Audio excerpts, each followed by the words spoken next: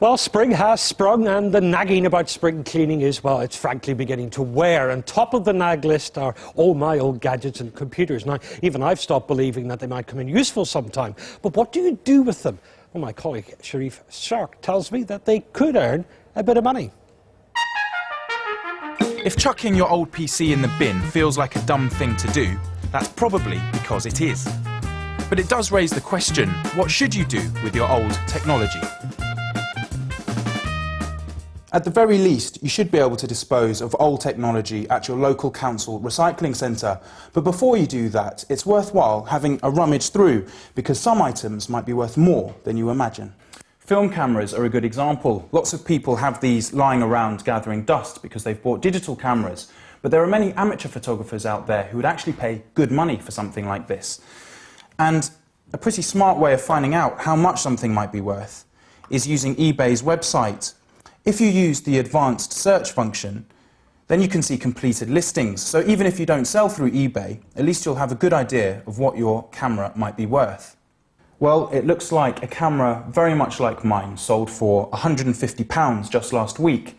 And that's actually more than it cost me to buy it in the first place. Some things aren't worth selling on eBay. I stopped using this old mobile phone because it was so unreliable, so I wouldn't want to just pass it on to someone else. So instead, I'm going to find out how much it's worth using a site called sellmymobile.com. You simply type in the make and model of your phone, and the site will compare all the different companies that recycle and refurbish phones to find out who's going to pay the best price. Well, according to this, there's a company called Love to Recycle, which is ready to pay 40 quid for my old phone. And that's actually about the same as what it'd be worth on eBay anyway. That brings us back to the bulkiest items, the old computers. But there is a solution there too.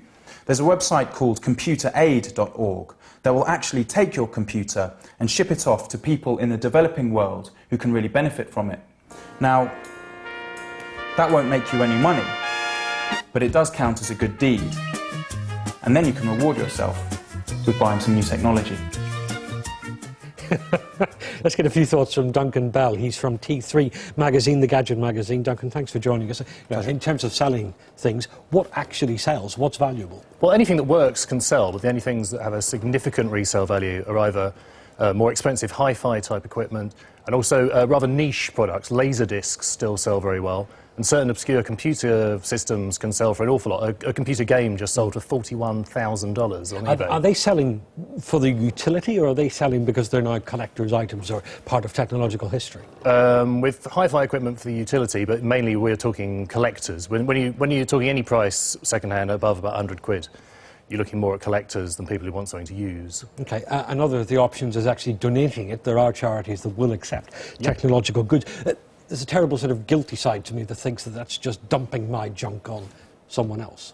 Well, it's better than ferreting it away in your loft. I mean, and you'll be surprised how much charities will accept. I mean, something that may seem like junk to you can be very useful in the developing world. Basically, any computer that runs XP is usable in the rest of the world and can be used by a charity itself for its admin. Any accessory, like a monitor, CRT monitors last forever, unlike flat screen ones, keyboards if they work. But if it's usable, if it's reconditioned, why don't we simply recondition it and use it ourselves? Because people are always upgrading. I mean, that's what the gadget world is all about, sadly, or happily from the point of view if you're trying to sell a magazine about it, which we are. It's, you're always looking for the new things, so you end up with TVs, computers in your spare room that you don't use.